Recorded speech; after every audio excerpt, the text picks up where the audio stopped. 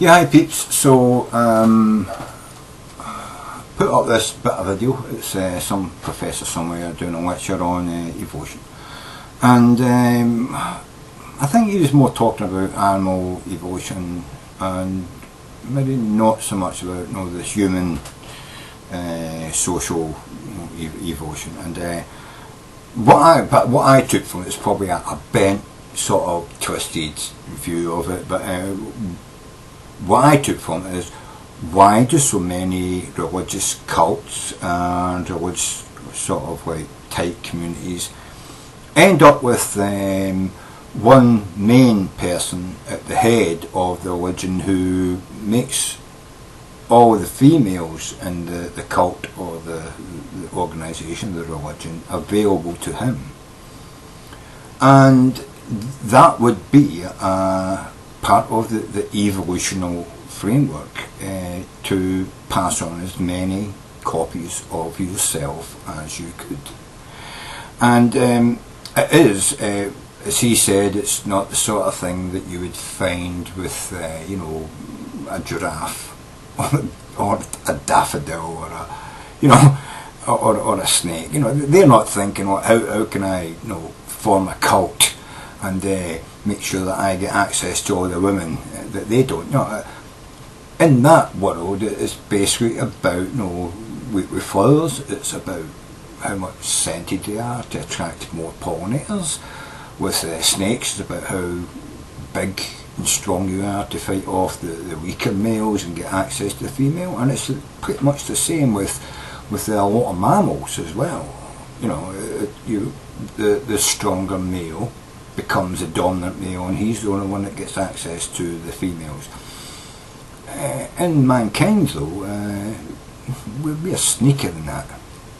You might not be able to punch the guy in the face and club him and beat him down and be the strongest man in the clan, but you could if you were able to frighten everybody into the fact of, I have power, the gods trust me, and if you don't bow to my will, the gods will come and poison you and all your family and you'll all die out and you'll never breed. If you can inflict that kind of fear on people, you could be the high priest who can turn around to any family member, any family clan or a group and say, you've got to allow your youngest daughter to come to the house of the Lord, where I will give her individual tuition on how to be a good person within society. And then once you get her in the back room, like, you're fucking her like crazy, you know what I mean? Yeah. And and then telling her God tells you not to tell people what happened to you. It's a bit like what the priests are doing, taking young boys and young girls into the back room and fucking them and saying, God wants us to. It's a ploy. It's a ploy. And you might say, well, that's no evolution, but it fucking is evolution. They've found their way into a niche within their society where they get a benefit from what they are. It's exactly the same as living in a 25 or 50 people fucking community and being the strongest cunt with a fucking big fucking club and beating everybody down and saying, I'm going to shag your daughters or I'm going to crush your skull and kill you. You know what I mean? It's exactly the same. It's the same fucking position of power, respect, be it through fear. Because let's face it, most religious people fear being ostracised and kicked out from the community by the head of the church. You know what I mean? Just the same as most people in a club culture would fear being clubbed. You know what I mean? So it's no different.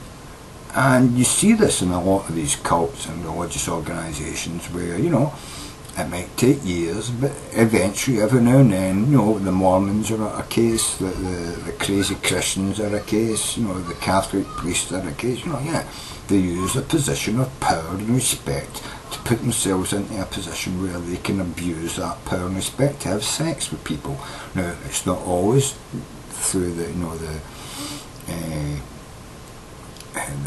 rape of children, the paedophilia, though that's not for procreation, although it is the procreation bug in our brains which is making them do that. they're just not doing it with people of an age that would conceive. But within other cultures, within other religious cults and organisations, it has been found that they are, marrying 11 and 12-year-olds, perfectly able to conceive, and they're having several wives, they're shagging other people's wives, they're shagging other people's daughters behind their back, and then it's only when it comes out later, bang, it all comes out, and it's a big, it's a cult, but it's actually an orthodox religion. Let's face it, Mormonism is an orthodox religion, but it becomes a cult when they use it for that purpose, you know what I mean? Well, that's fucking evolution. That's them trying to spread their genes, and they're using brains and not brawn to do it. So, is this social evolution? Is this behavioural evolution? Well, I think it is. I think that's exactly what it is. It's behavioural evolution. These people have learned not to use the club, but to use fear of a thing that doesn't exist, but they've bred you to fear, you know what I mean, all your life. So it's basically a psychological club. Not a physical club, but a psychological club. But I think it grew out of the physical club, you know. It grew out of the biggest, beardy, raggedy-toothed, strongest man in the village dominating everybody, to dominating people with fear inside your mind of something that's ephemeral, you know what I mean, rather than something that's physical.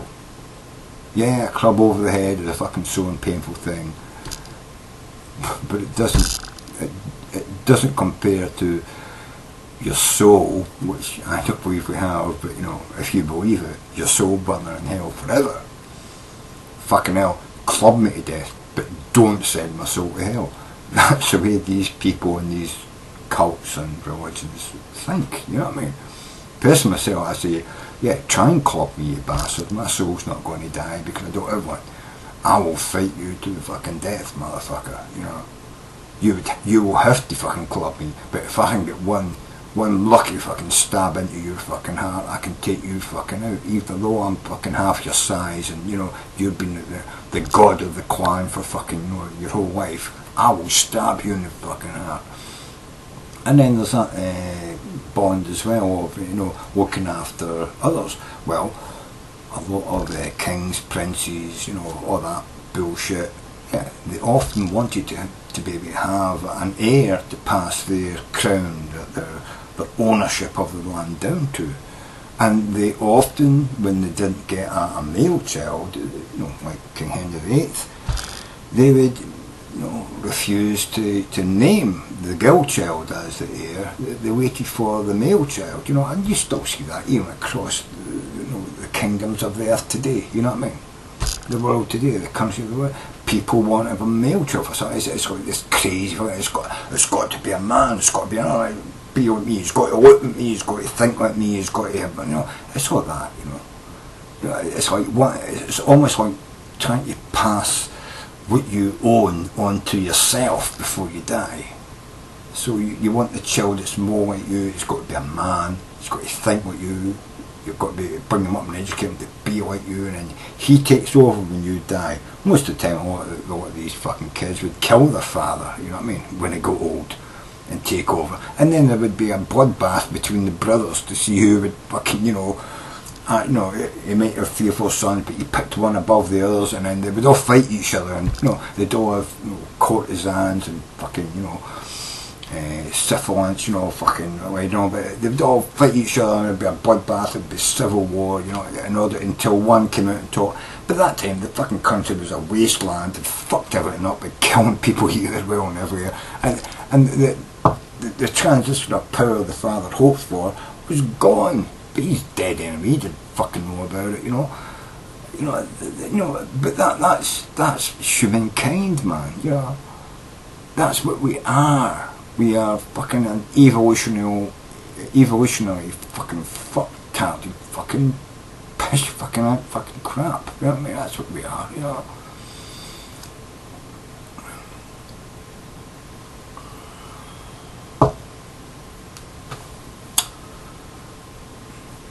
Anyway, so evolution. It's not all just about cats turning into dogs or slugs turning into monkeys. You know what I mean? It's not. There's more to it than that.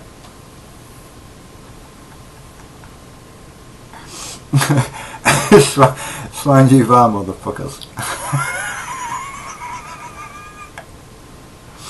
Yeah, fuck yous. Slangy fucking va.